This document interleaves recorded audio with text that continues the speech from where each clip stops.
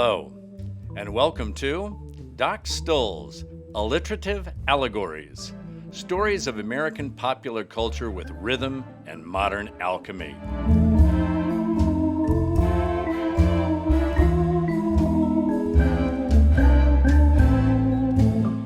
And now here he is, Doc Stoll.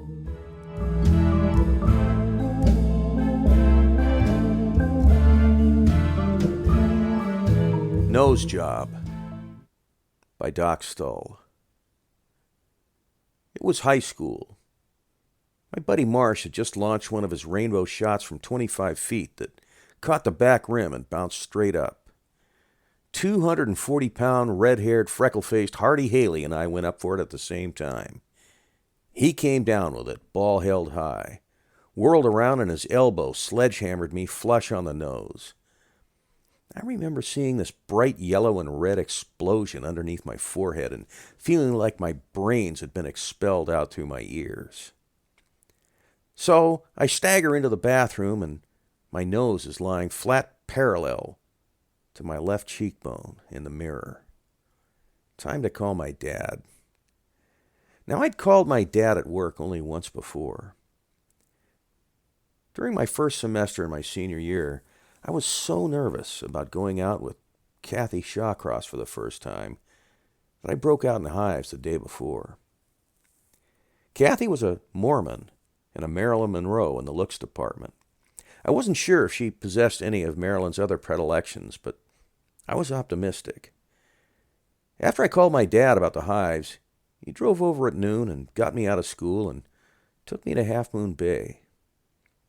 He bought a couple of Budweiser talls, and we had the talk, and the hives cleared up, though I think the talls was the clincher. Anyway, my dad had come through before, so I called him again, because I was sure my mother would just flip out and give me the lecture about not playing so hard. You know how it goes. "Jesus Christ, Dick," my dad said. "You don't look like no oil painting." He took me to the medical clinic, and I remember waiting a long time in the emergency room while my head seemed to get bigger and bigger.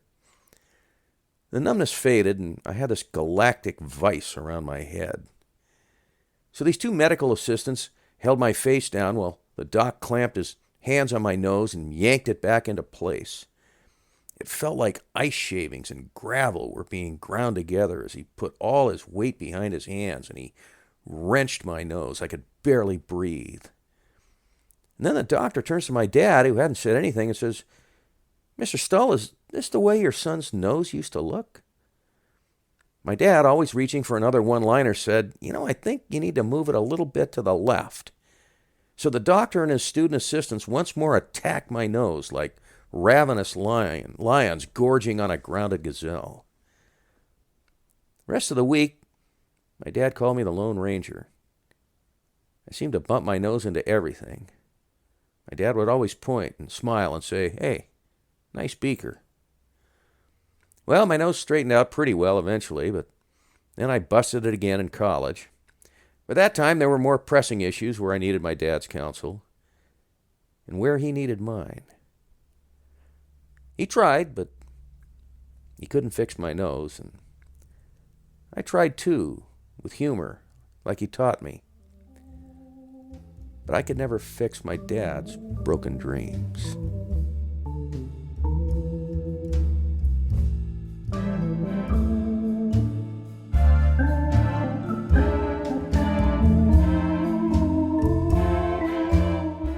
You've been listening to Doc Stoll's Alliterative Allegories, stories of American popular culture with rhythm and modern alchemy.